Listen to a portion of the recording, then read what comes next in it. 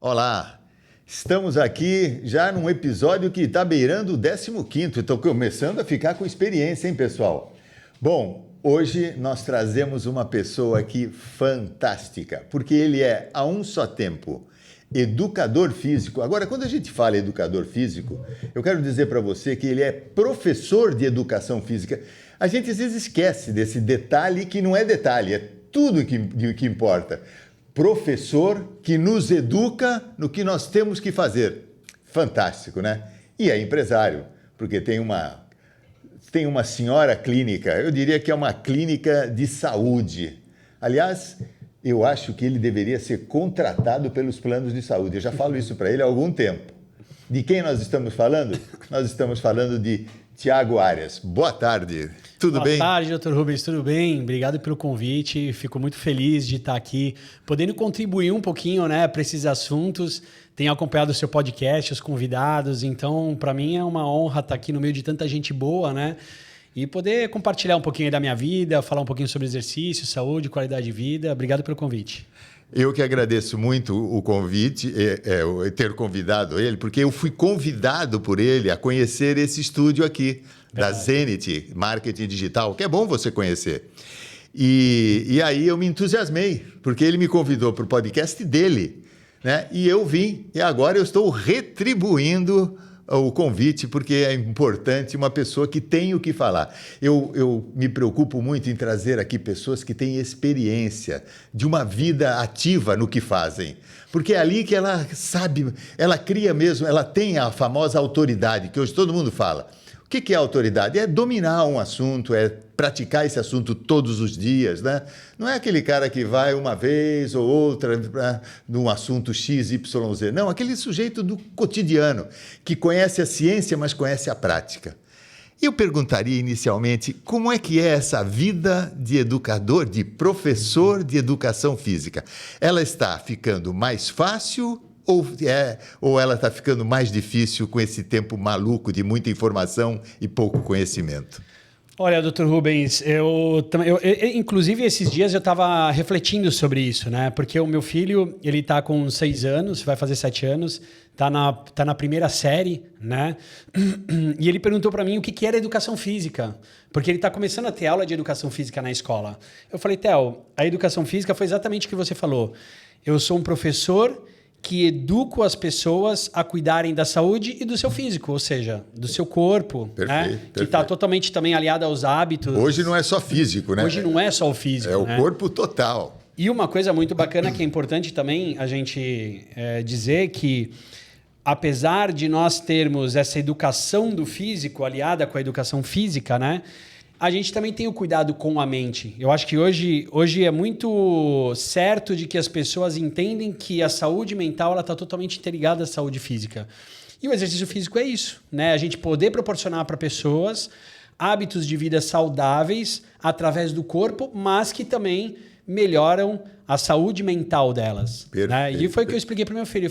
Eu falei, Theo, é importante o exercício físico na sua vida para você trazer mais saúde para o seu corpo e também trazer mais saúde para a sua cabeça, para você ter uma vida mais plena, com hábitos saudáveis, para você poder viver mais, com mais qualidade e ter ótimas relações, né? Porque o ambiente social do esporte e do exercício físico te traz amizades muito boas também. É fantástico. E isso que o Tiago está dizendo tem coerência no que ele fala, porque eu conheço o Tiago já há muito tempo, mas a coerência você pode ver no cotidiano dele. E ele agora, no final de semana passado, ele postou um vídeo no Instagram. Foi no Instagram? Foi. No Instagram, ele correndo com o filho na casa que eles têm lá em Serra Negra.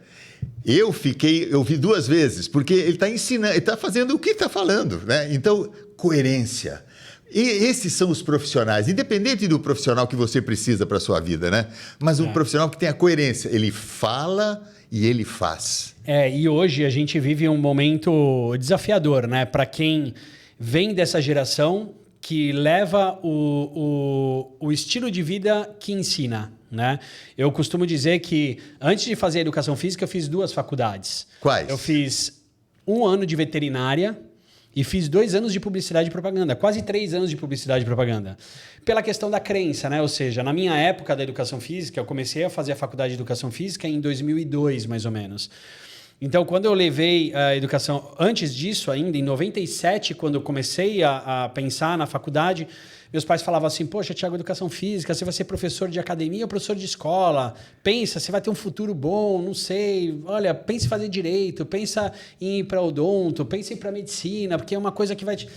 E eu falava, eles têm razão, né? Lógico, com 18, 17 anos, né? Você cheio de medo, de crença. Fui fazer veterinária, não deu certo. Fui fazer educação, fui fazer publicidade e propaganda, fiquei lá 3 anos, ou seja...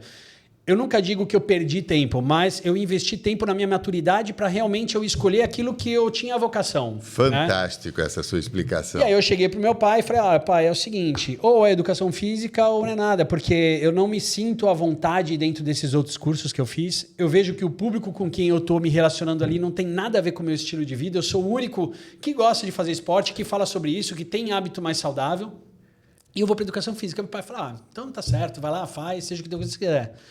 E eu falo, caramba, hoje, depois de praticamente 25 anos, depois de 20 anos, olha o tanto que eu consegui conquistar de espaço, né? O tanto que eu consegui conquistar dentro da profissão, e foi exatamente por amor à profissão.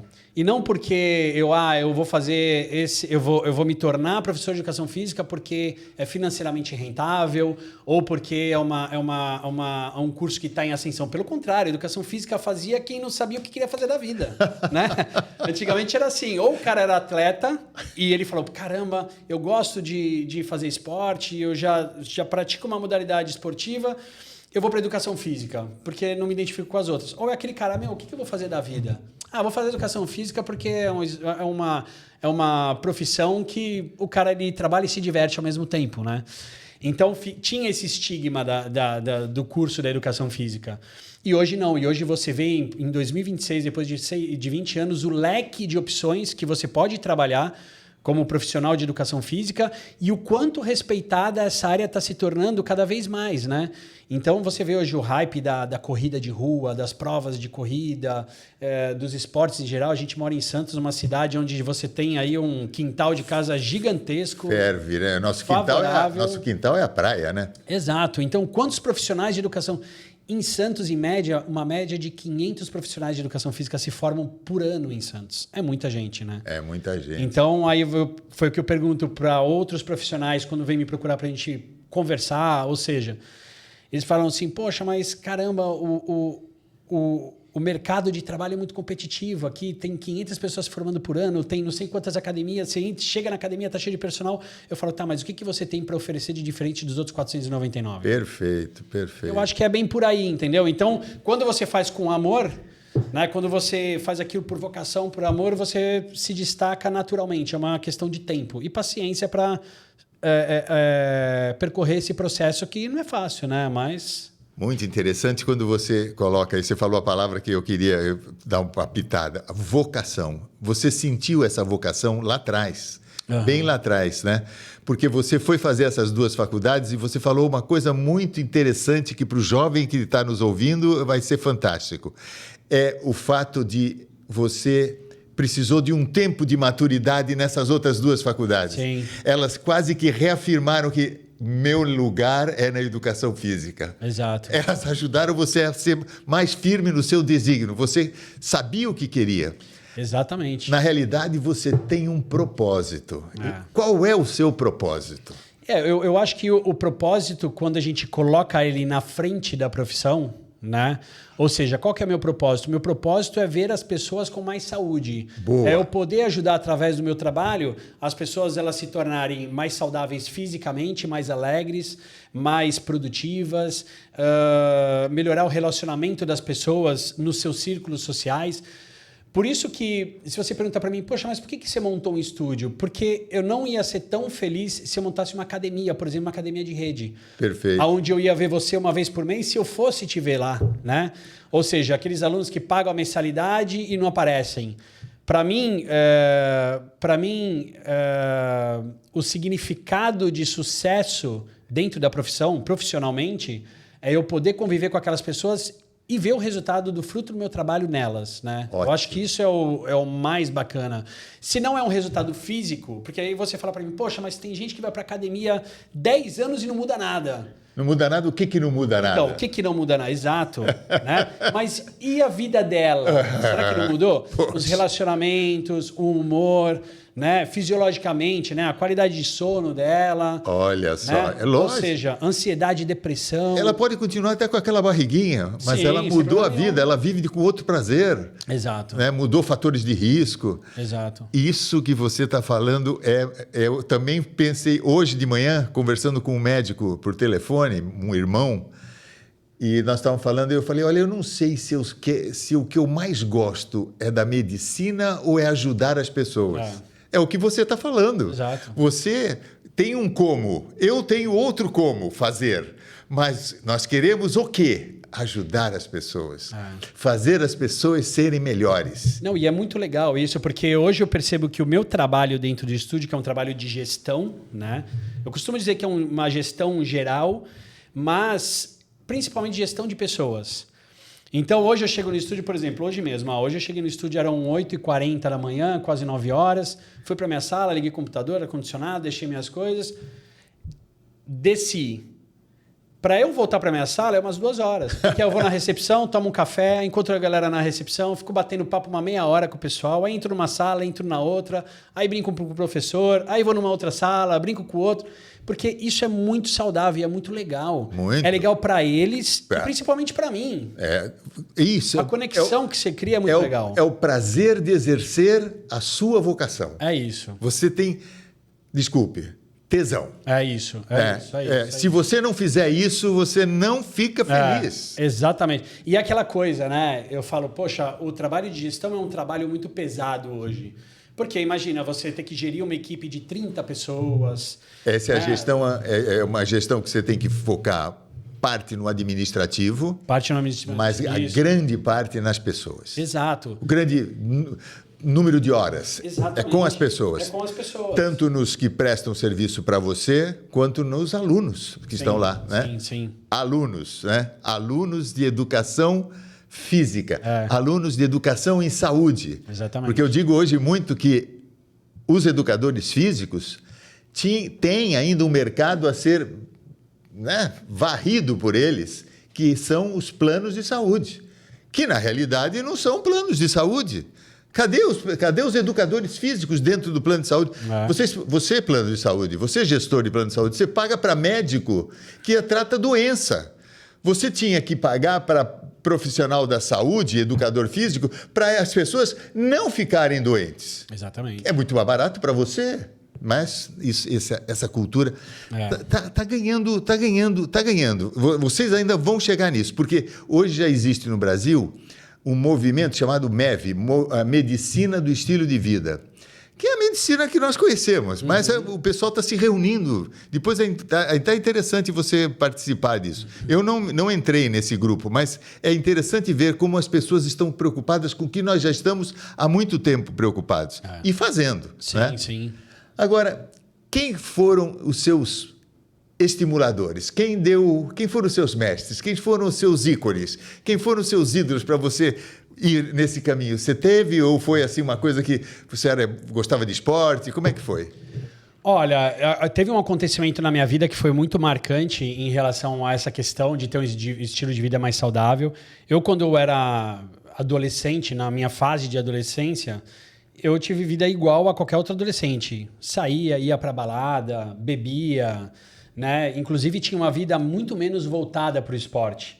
Muito menos voltada para o esporte. Fazia uma academia de vez em quando, às vezes ia caminhar na praia, mas não tinha uma vida associada ao esporte. Isso com meus 14, 15 anos, 16.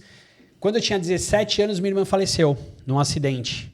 Ela estava com 20 anos, eu estava com 17 a fazer 18 anos. Minha irmã faleceu num acidente. Quando minha irmã faleceu num acidente, eu falei assim, caramba...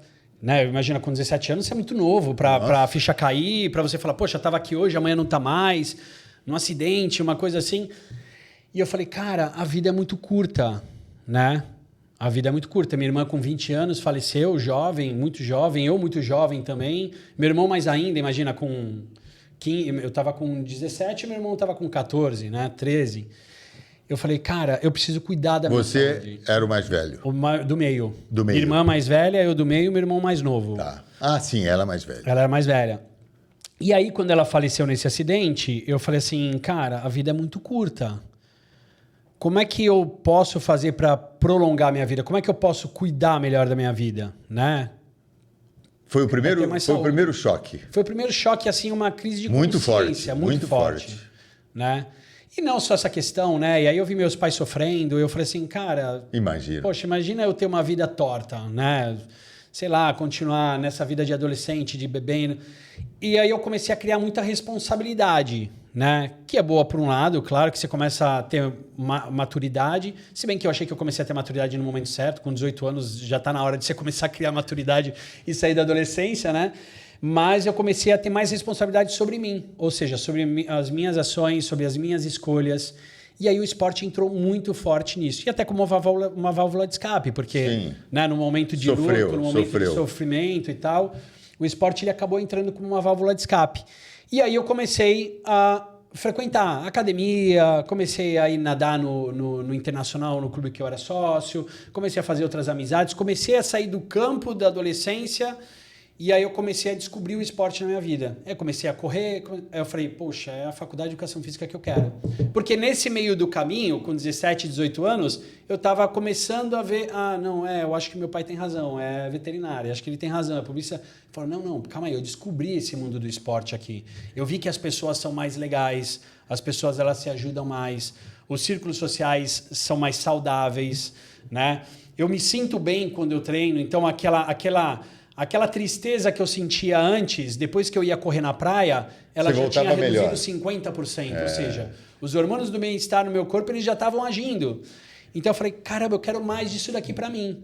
E aí eu fui começando a incluir o esporte, eu fui fazer natação, comecei a fazer travessia em água aberta, comecei a fazer biatlon, corrida e natação, Enfim, então veio dessa época, desde os meus 17, 18 anos de idade. E aí eu não parei mais. Isso fazem praticamente 30 anos, né? Então, eu não tive mestres, ou seja, figuras que me influenciaram, mas eu acho que a vida acabou me levando para esse caminho, sabe? De falar assim, poxa, Thiago, você precisa ter mais responsabilidade sobre as suas escolhas. E você quer viver mais, você quer viver com mais qualidade, você quer ser um cara produtivo, né? Então, para isso, você precisa nutrir bons hábitos. E não adianta você estar com 16, 17 anos continuando indo em balada, bebendo, conhecendo gente que talvez não vai agregar nada na sua vida. Enfim, então eu com esses 17, 18 anos tive esse insight, a gente chama isso de dado divisório, né? Esse dado divisório, ou seja, que rachou a minha vida dos 18 para frente, entendeu? Então, teve uma coisa boa nisso tudo. É interessante a gente pensar nisso na morte da sua irmã como um fator ruim, né? Duro, mas que trouxe benefícios. Exatamente. Na realidade, nada acontece por acaso, né? A missão dela, ela cumpriu. Sim. Né? E ainda fez com que você evoluísse. Exatamente. Com certeza, seus pais também, sim. com dor, mas evoluíram, né? Pegue a sua cruz e me siga, né? Exato. Pegue a sua cruz. Eu costumo dizer que a vida é uma eterna reconciliação com a realidade, né? Então a gente tem que se reconciliar com a realidade o tempo inteiro, né? E aceitar os fatos da maneira como eles são, trabalhar para que isso também não faça com que a gente desacredite na vida, né? Porque situações como essa fazem com que a gente realmente, né, não consiga superar, não consiga seguir em frente, não consiga aceitar. E eu acho que isso é muito pior. Imagina você ficar preso numa vida onde você não consegue seguir em frente, né, por um acontecimento que nem esse. Então, eu acredito que para mim foi muito difícil, claro, mas é uma maneira também de você seguir, né? De falar assim, não, pera, a vida é assim, não é a maravilha como eu achei que fosse.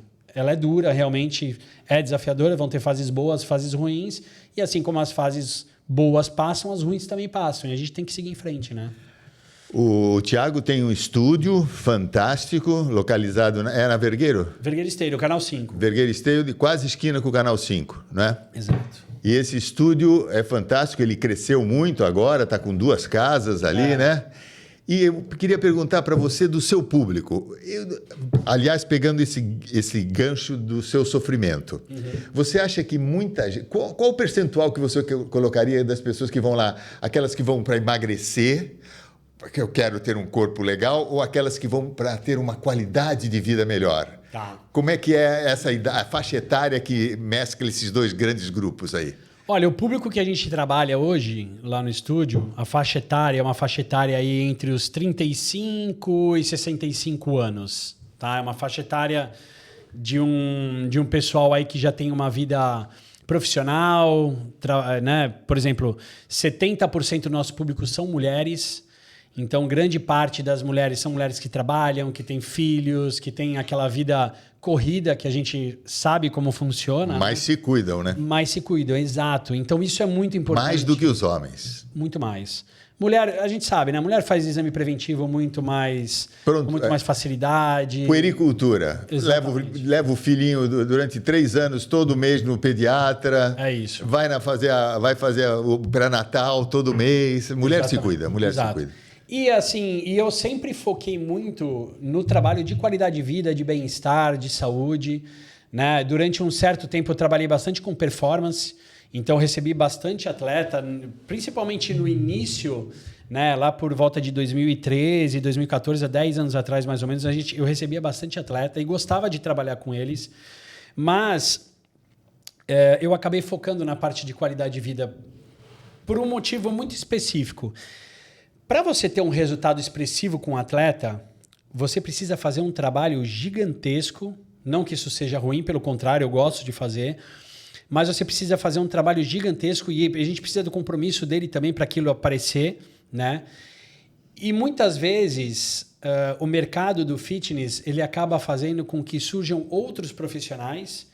E o atleta, como ele quer muito resultado, ele começa a procurar uma opção de gente. Começa a procurar outros. E aí ele chega com um monte de opinião de todos os lados. E você, como profissional, você precisa direcionar aquilo. E ele precisa confiar em você. Mas, ao mesmo tempo, hoje você tem uma gama de informações.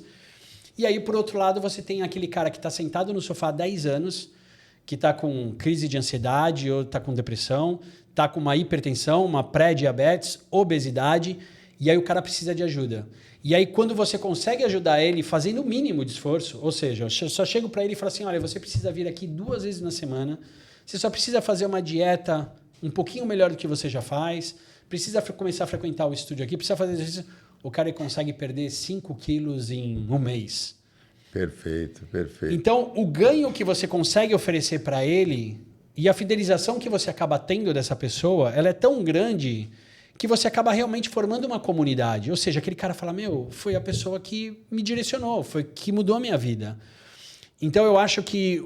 Você hoje tem um público que eu noto, assim, pelo pouco que eu conheço, mas você tem um público fiel. Sim, tem gente que está lá há 14 anos. Isso, então, isso é uma coisa muito importante. São as pessoas que já fazem atividade física, já viram a grande mudança que aconteceu. Exato. E não querem voltar pro patamar anterior. Exato. Não é verdade? Elas querem qualidade mesmo. Querem qualidade. E aí entra tudo isso que você falou. Ou seja, a congruência...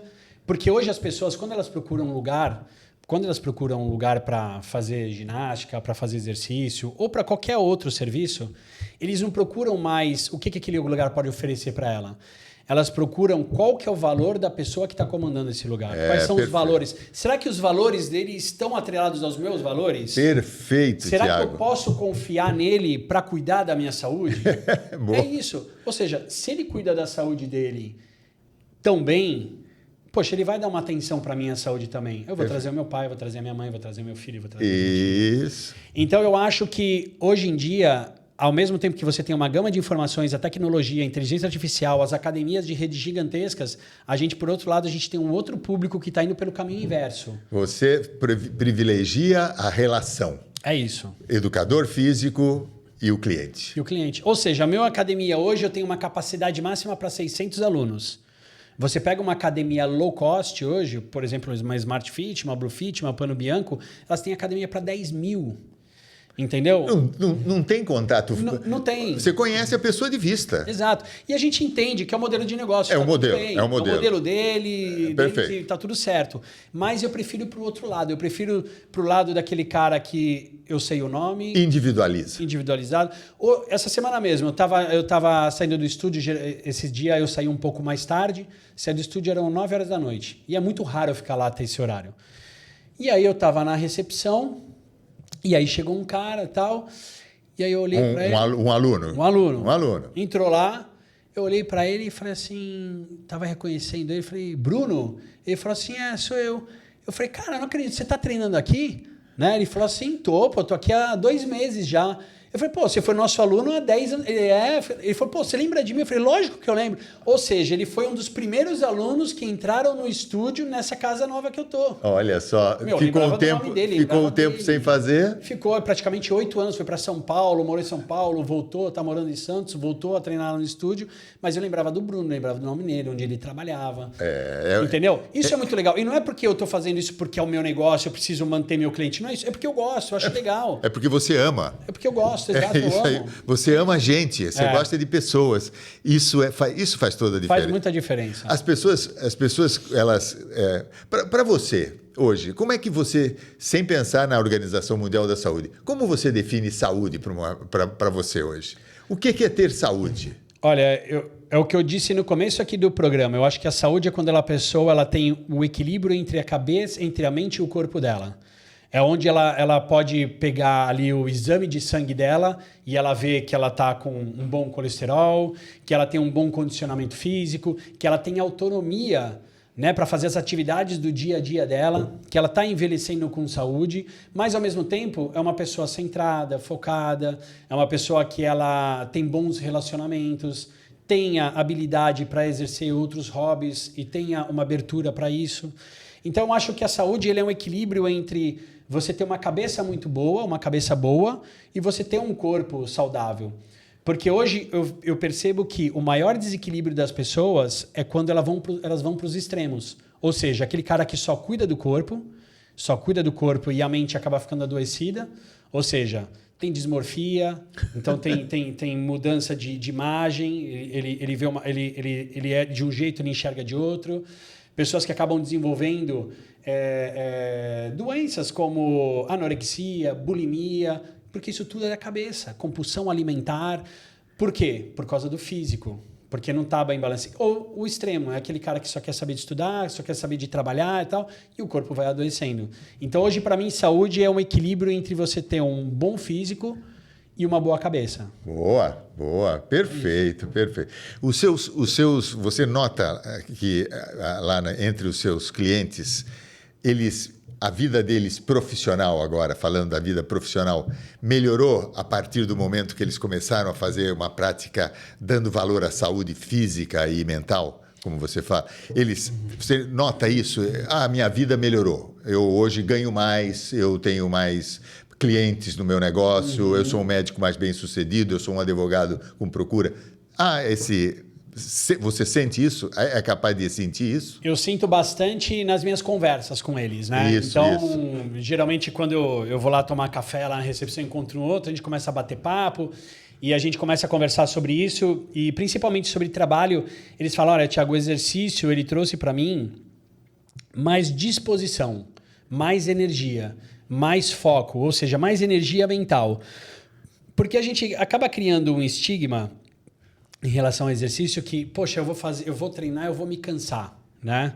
Primeira coisa, vou treinar, vou sair cansado. Sim, você vai sair com o seu corpo cansado. Mas a mente? Mas a mente descansada, exato. Descansada. É isso. Você sabe que eu falo para os meus pacientes o seguinte, quando o paciente tem um psicólogo, Prochaska, que ele diz o seguinte, quando você fala para um paciente de algum assunto, por exemplo, vamos falar um assunto assim muito simples, olha, por favor, o senhor teria que pensar em parar de fumar. Nem me fale isso, doutor. Se a pessoa rejeita o seu conselho num primeiro momento, é para você ficar quieto. A psicologia fala, não entra em bola dividida. Depois de uns meses, ele te conhecendo o preparador físico, conhecendo o médico, o fisioterapeuta, você fala novamente, seu fulano, o que o senhor acha de pensar em parar de fumar? Quem sabe? Opa, ele abriu a porta. Na terceira vez ele fala, o que o senhor propõe? Bom, é para esse paciente que você tem que ir em cima. Exato. Então, você lá convive muito com os seus clientes. E esse convívio faz toda a diferença, o que não existe nas grandes academias. Como você me falou, é o negócio deles, está tudo certo. Mas você pode perceber isso quando você deve avançar na conversa, quando você não deve avançar. E esses seus clientes mostram para você como eles estão indo. Eu dizia para meus pacientes o seguinte, você vai chegar em casa, você iniciar atividade física, ser uma pessoa ativa, se você quiser hoje, você consegue começar a mudar. Eu não vou mais chamar o senhor de sedentário, vou chamar o senhor de ativo, porque basta o senhor chegar em casa e, ao invés de sentar na poltrona e ligar a televisão, o senhor tem 2 minutos para tirar a calça, colocar uma bermuda, colocar um tênis e ir para a praia. Eu garanto para o senhor que a hora que o senhor voltar da praia, o senhor zerou. O senhor é um outro homem e, a partir daí, o senhor vira um ativo. O senhor é uma pessoa que é fisicamente ativo. Bastou o senhor ir para a praia e caminhar 30 minutinhos. Depois, o dia seguinte é o dia seguinte. Tal. Mas esse negócio de chegar em casa e decidir se soltar no sofá, não vai mais. Então, isso aí é uma coisa que nós, profissionais da saúde, precisamos ter esse feeling para acompanhar os nossos pacientes. Tem hora que sim e tem hora que não.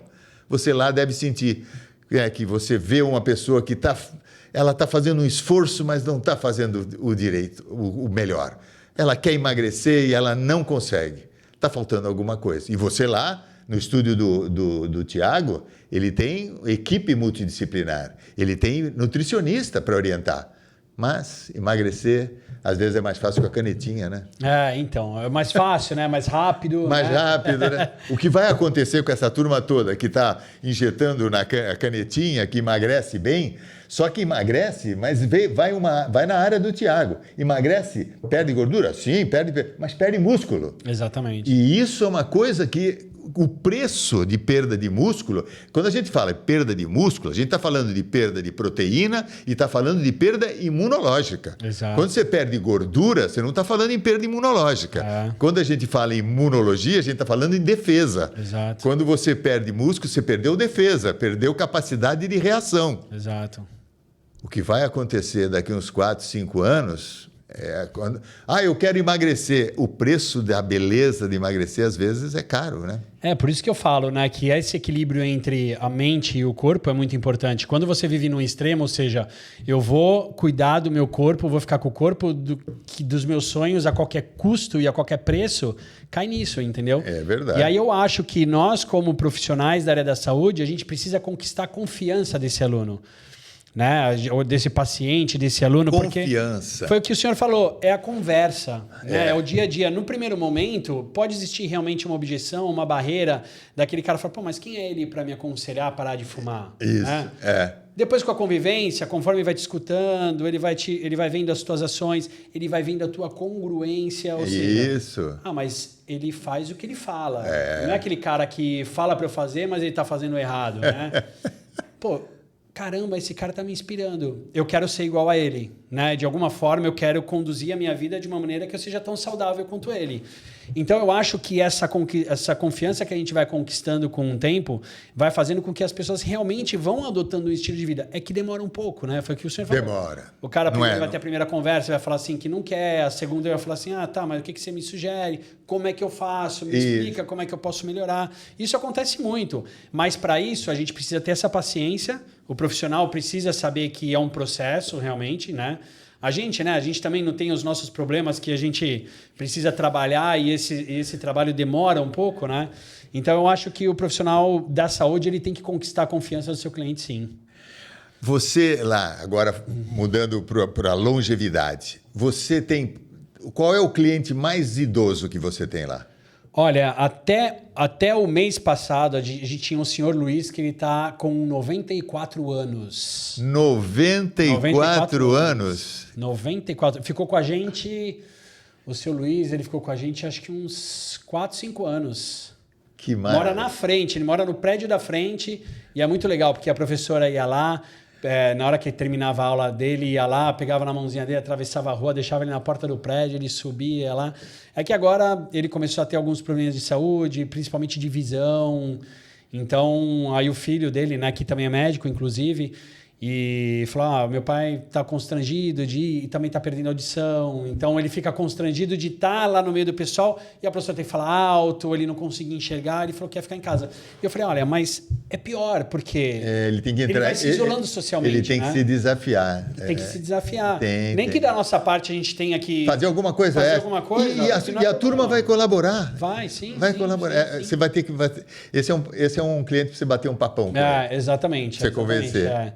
Mais 94 anos, imagina. E é um cara que sempre fez tudo muito bem, era muito querido, é muito querido por todos lá. Então, quando era aniversário dele, fazia bolo, levava lá, cantava parabéns e tal. Mas você vê, 94 anos, para quem tem aí 60, 65, nunca fez nada, ainda tem tempo, 30 anos aí para fazer. Semana retrasada, eu atendi o meu paciente mais idoso, 107 anos. Nossa! E aí, eu fui à sala de espera, estava uma porção de pessoas, eu falei assim para as pessoas, ele saiu de cadeira de rodas, e eu gostaria que vocês aplaudissem o seu Amintas. E todo mundo aplaudiu.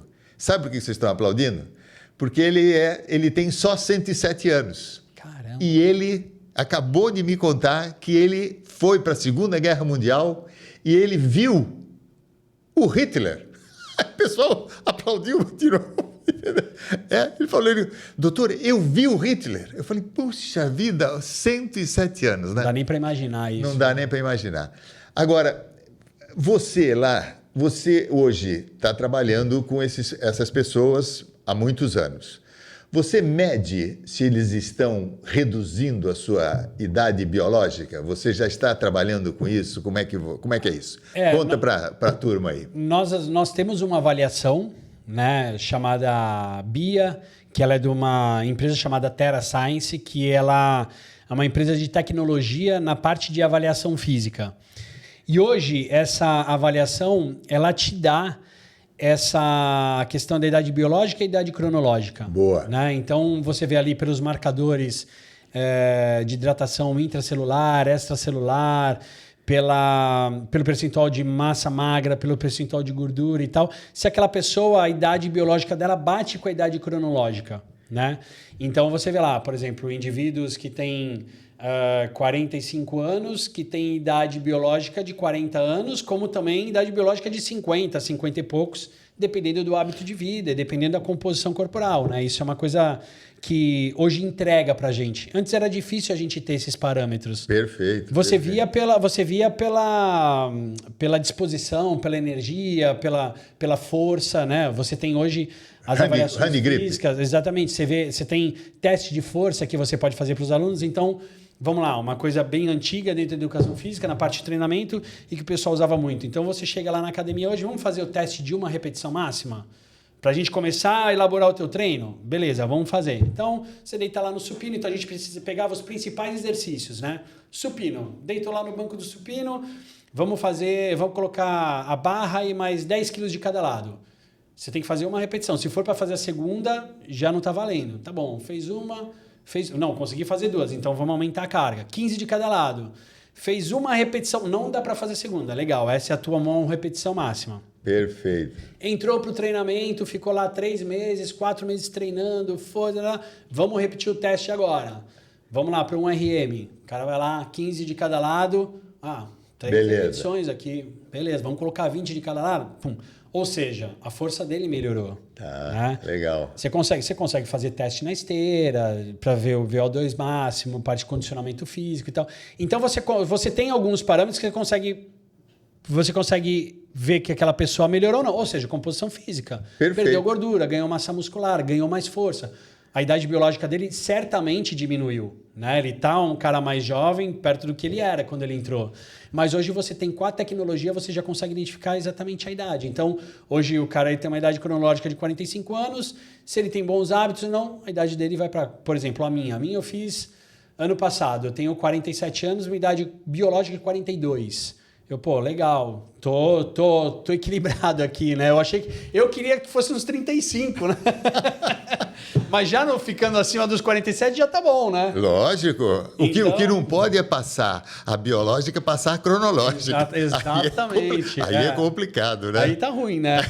Mas então hoje a gente tem a tecnologia e cada vez mais a tecnologia ela vai vir para somar com a saúde. Hoje você tem, por exemplo, sensores de frequência cardíaca, lá no estúdio a gente tem, onde os alunos eles colocam o sensor de frequência, entram na aula automaticamente, eles já começam a ver no telão lá da sala como é que está a frequência cardíaca dele em tempo real, quais as zonas de treinamento que ele está... As melhores, para ele adquirir a melhor performance. A melhor performance, queima de caloria...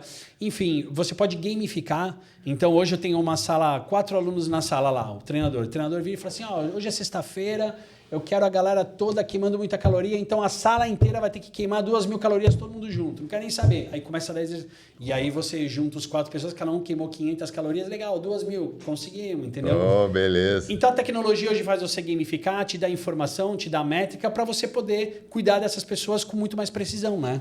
Que maravilha. Então, veja só, você hoje pode entrar no estúdio do Thiago, você entra lá com 60 anos de idade, vai fazer todas essas avaliações. Depois de 6 meses, o Thiago vai avaliar você novamente e você não está mais com 60 anos de idade biológica. Você vai ter uma idade de 58 anos. Isso é bárbaro, isso é fantástico. É a verdadeira fonte da juventude. E é uma coisa que está dentro de nós. Exato. Porque uma coisa que é interessante você saber é que isso é a epigenética. O que é a epigenética? Quando você muda de 60 anos para 58 anos, através da atividade física, você desligou um gene que você tem e que beneficiou a sua idade biológica para diminuir. Você iria envelhecer depois de 6 meses para 60 anos e 6 meses. Não! Você retrocedeu para 58 anos. Ou seja, você tem um gene que ia te caminhar para o seu normal envelhecimento se você não tivesse feito atividade física. É por isso que eu hoje continuo defendendo, não existe nada em medicina, na saúde, no meu consultório, na minha cabeça, na minha prescrição, nada que supere a atividade física para tudo. Uhum. A cura está dentro de nós, mas nós fomos acostumados a buscar a cura no remédio, no medicamento, no exame, não é aí. Então, nós temos que trabalhar, nós temos que ter profissionais do nosso lado que acreditam no poder da renovação. E eu acho que, infelizmente, né, a nossa cultura, como a gente estava falando aí no comecinho, é uma cultura que ela preza muito a questão do resultado rápido, né? E a questão do remédio é exatamente isso. Nossa, eu tô com uma dorzinha aqui, eu vou tomar um remédio para ver se eu melhoro, né? Eu tô com isso aqui, eu vou tomar um remédio para ver se eu melhoro. Ou eu quero emagrecer, eu vou aplicar a caneta para ver se eu emagreço mais rápido. Porque realmente essa transformação, ela é um processo. E ela não é do dia para a noite. Né? Mas quando eu falo sobre essa questão do resultado, de você ver o resultado, é importante que você pense que o resultado ele não é só físico e estético. O resultado ele é emocional, ele é fisiológico também. Ou seja, a partir do momento que eu comecei a fazer exercício físico e a gente focar no resultado que isso pode me dar a curto prazo, qual que é? Qual o resultado que eu posso ter a curto prazo fazendo exercício físico 2, 3 vezes na semana? Eu começar a dormir melhor, eu ter um relaxamento maior mental, ou seja, eu vou desafogar aqui a minha cabeça, né? O exercício é uma válvula de escape, eu vou me sentir melhor. Isso, né? Que o Thiago está falando, para mim que faço exercício físico há trocentos anos, todos os dias, é uma mudança. Você veio ao trabalho, você está com a cabeça repleta de problemas para resolver, pacientes e tal, e você vai para a praia dar uma caminhada, você muda... Esvazia o copo. Esvaziou o copo. Esvazia o copo. Esvazia a mente, esvazia o coração. E é engraçado que os problemas que a gente tem antes de caminhar ou correr, que são, na verdade, monstros, eles diminuem assim de uma forma drasticamente quando você volta da corrida ou da caminhada. Com certeza. Você fala assim, caramba, mas por que eu estava me preocupando tanto com essa coisa que... Ou seja... Sinto isso. Aliás, tem um amigo meu, o Alberto Oliveira, contador, meu grande amigo, ele fala a seguinte frase: esse problema que você tem Tem solução? Tem. Então, por que você está preocupado? Esse problema que você tem solução? Não, não tem solução. E por que você está preocupado? É isso. Né? Uma frase que eu escutei ontem. E aliás, o Tiago, que gosta muito de canoas havaianas, você não tem que se preocupar se o barco vai afundar pela água que está do lado. O problema é não deixar a água entrar dentro do barco. Exatamente. Ou seja, se você está cheio de problema fora e que está te incomodando, não deixa eles entrarem dentro de você, deixa fora. E isso é fundamental. O barco só afunda se eu me contaminar com os contaminantes do lado. Só se a água estando do lado do barco, está tudo em ordem. Exato. Você vê, você tá num mar gigantesco, onde é o que mais tem água, e o teu barco está vazio. Está vazio? Né? Tranquilo, estou navegando. Exato. E é por isso que é importante, né, pensar nessa questão mental mesmo, né? Porque o que a gente anda consumindo que faz com que a gente fique preocupado ou fique fantasiando os monstros dentro da nossa cabeça, né? Porque, exatamente, se você for pensar um pouco mais sobre a filosofia estoica, ela fala exatamente sobre isso. É o estoicismo. Tem coisas que na vida que você não tem que se preocupar. Se preocupa realmente com o que você precisa se preocupar para fazer dar certo. Perfeito, né? Perfeito. Então, eu acho que isso é uma questão mesmo de você priorizar o que é importante na sua vida e deixar as coisas que você não tem controle para lá, porque realmente não dá para controlar, né? Você sabe que uma vez eu já contei para você, agora eu vou contar aqui em público. Um dos jeitos da gente saber se a pessoa melhorou o seu condicionamento físico é muito simples, é a frequência cardíaca. Né? Uma pessoa com frequência cardíaca X, 80 batimentos, mais ou menos, é uma média da população em geral, tudo bem, ela começa a fazer atividade física, depois de uns 6 meses, ela está com uma frequência de 70, depois vai para 60, abaixo de 60. E eu, conversando com o Valmir Nunes... ele veio aqui na semana passada. Né? Ultramaratonista.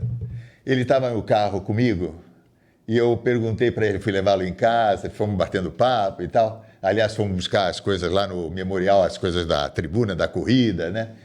Eu perguntei, Valmir Nunes, quanto bate o seu coração por minuto? Você sabe quanto bate o coração dele? Em repouso? Em repouso. Em repouso? 45, 48. 34. Nossa! Ele me contou, se você é médico e está em casa, imagine só você examinar um paciente no seu consultório. Vai querer internar. E é capaz de colocar ainda um marca-passo no sujeito, né? Caramba, 34. 34. E mais, olha o que ele me contou. O russo, ele fez uma amizade muito grande com o russo. Aliás, eles competiam, um na frente, outro atrás.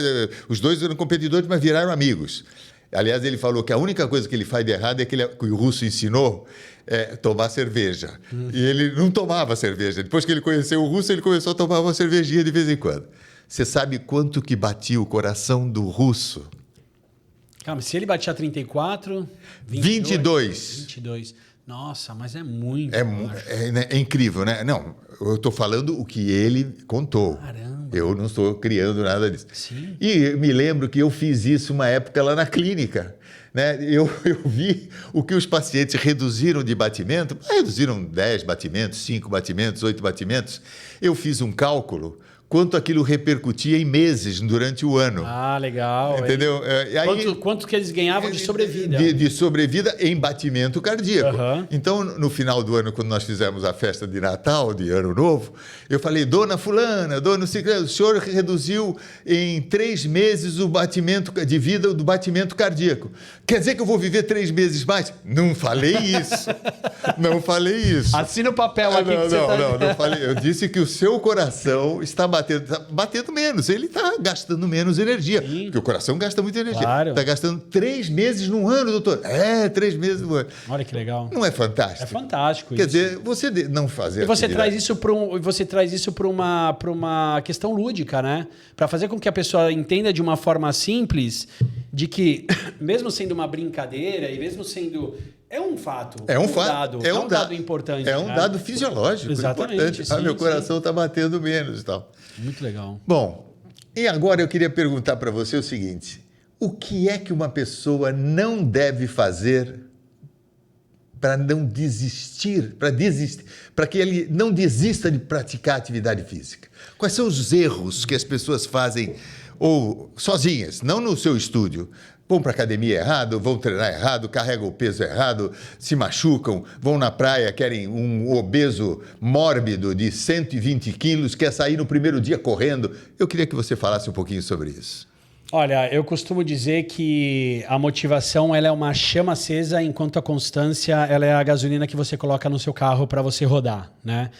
E eu acho que realmente o principal problema, né, que eu não vejo que seja um problema, mas eu acho que um desafio para nós da área da saúde, que realmente conquistar essa confiança dos clientes, dos pacientes, dos alunos, é fazer com que eles entendam que é melhor ele fazer 30 minutos todos os dias do que fazer 2 horas durante uma semana e abandonar.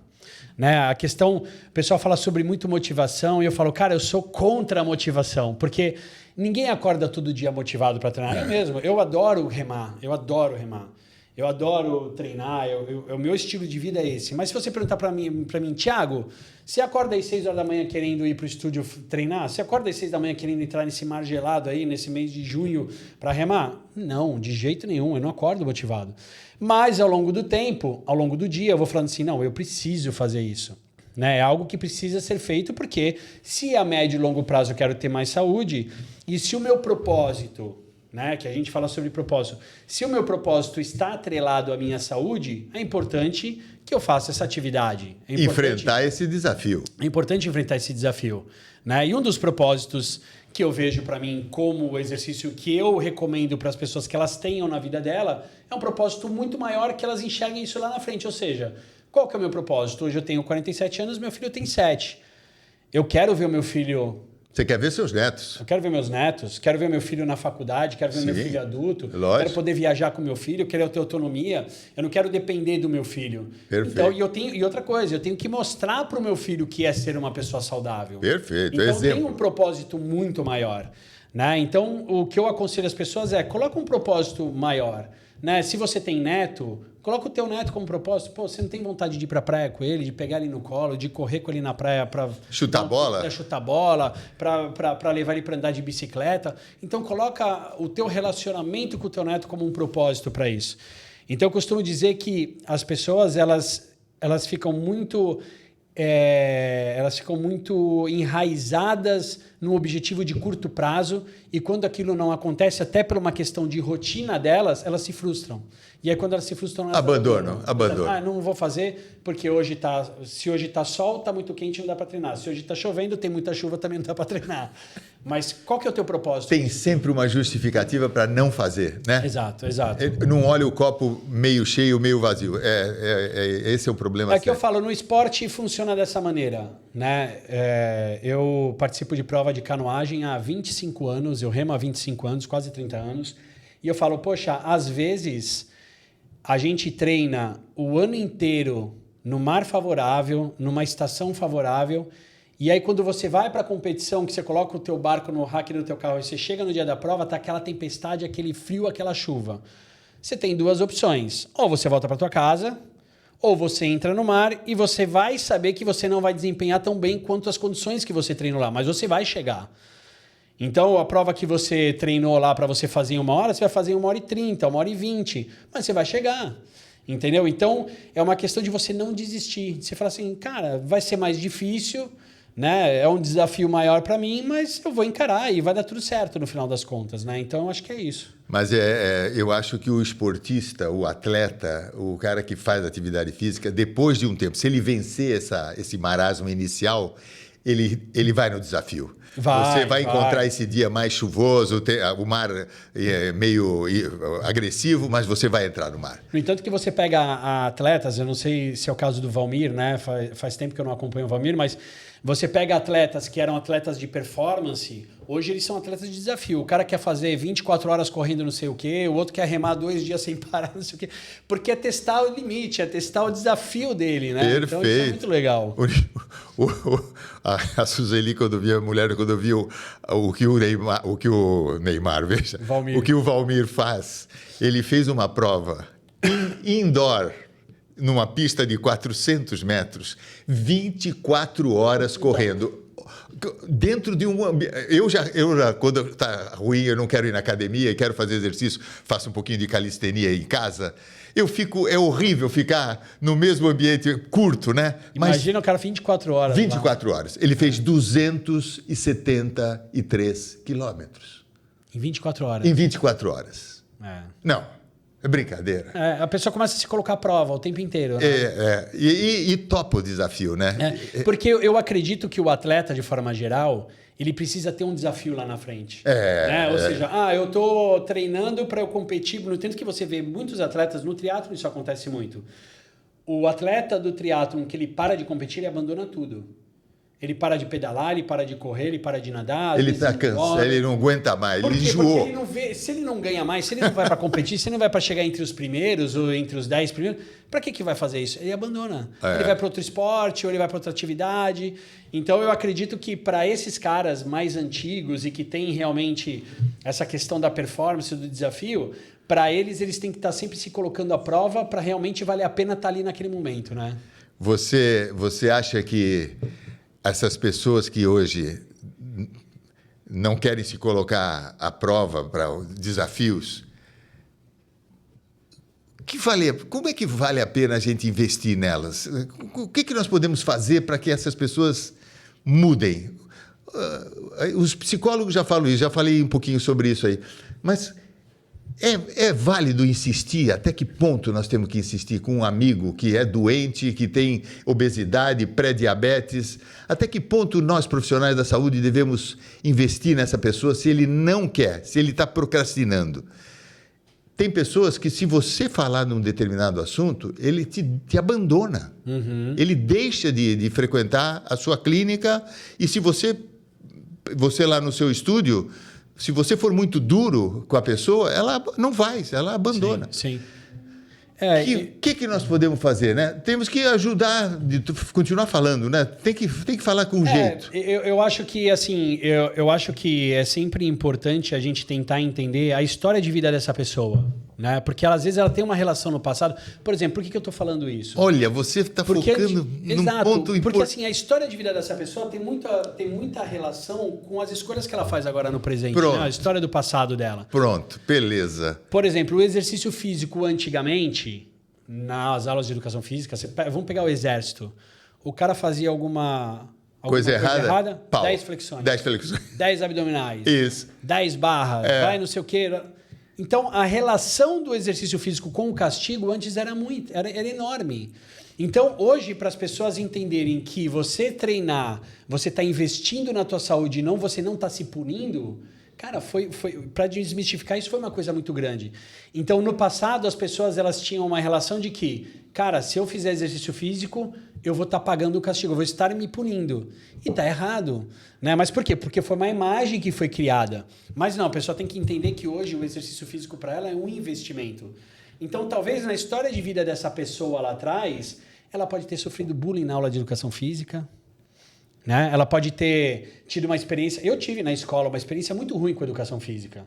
Eu lembro que na aula de educação física a gente estava jogando futebol e eu nem estava jogando futebol, eu estava na quadra. Na época, as aulas de educação física eram no centro da cidade, num polo esportivo lá, e eu estava na arquibancada com os meus amigos. E aí eu sei que o professor de educação física tinha pedido pro pessoal parar de jogar futebol, porque já tinha acabado, não sei o quê. Chutaram a bola e a bola veio parar na gente aqui, na arquibancada. A bola subiu, deram uma bica na bola, subiu. Na hora que eu peguei a bola para jogar lá para baixo, porque eu estava conversando com meus amigos, o professor ele veio para cima de mim, mas assim, ele me chamou de tudo quanto era nome, no meio de todo mundo.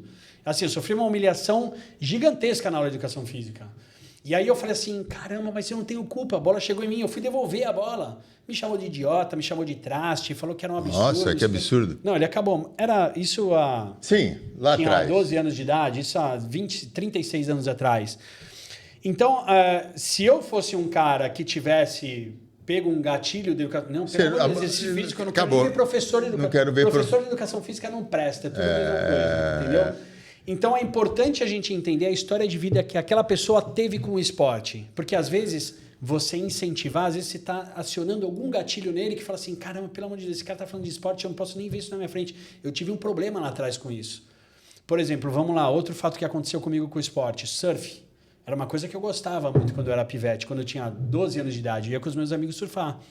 E aqui em Santos existia um negócio chamado localismo, não sei se existe mais. Ou seja, eu entro no mar para surfar, e se já tiver uma galera no mar ali, eu tenho que respeitar a ordem daqueles pessoal entrar na onda, surfar e eu vou pro final da fila.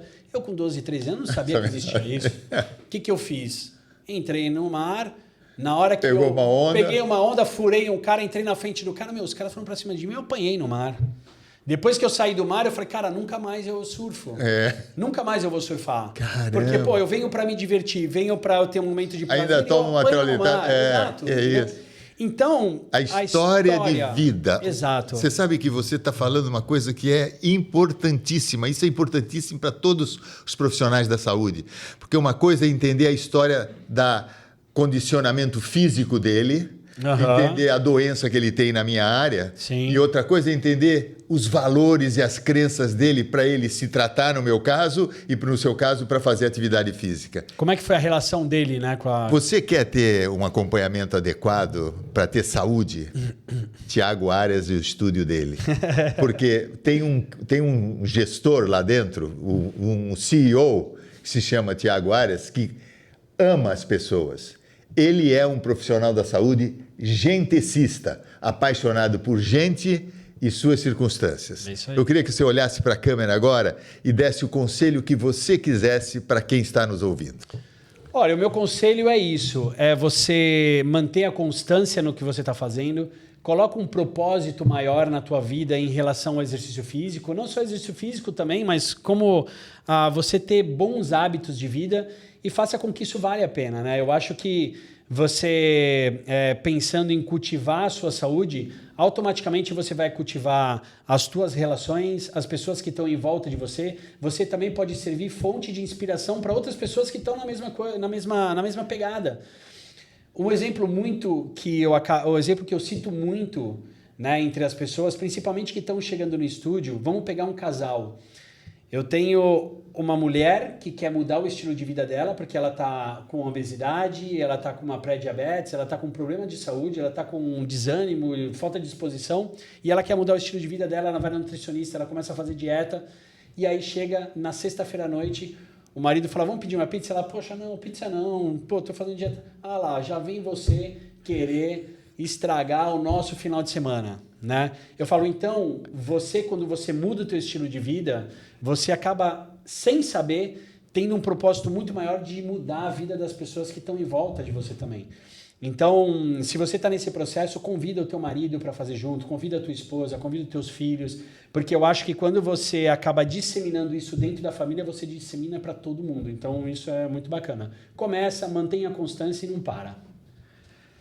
Bem, é uma autoridade, né? É uma maravilha conversar com quem tem experiência e com quem ama o que faz. Tiago, obrigado, doutor Rubens. Obrigado, muito. Eu que agradeço, viu? Muito obrigado. Bom estar aqui mais uma vez. Obrigado. É isso, parabéns pelo programa aí. Muito Parabéns para todos nós. Obrigado. Um abraço para você. Fique conosco sempre. Um abraço. Tchau, tchau.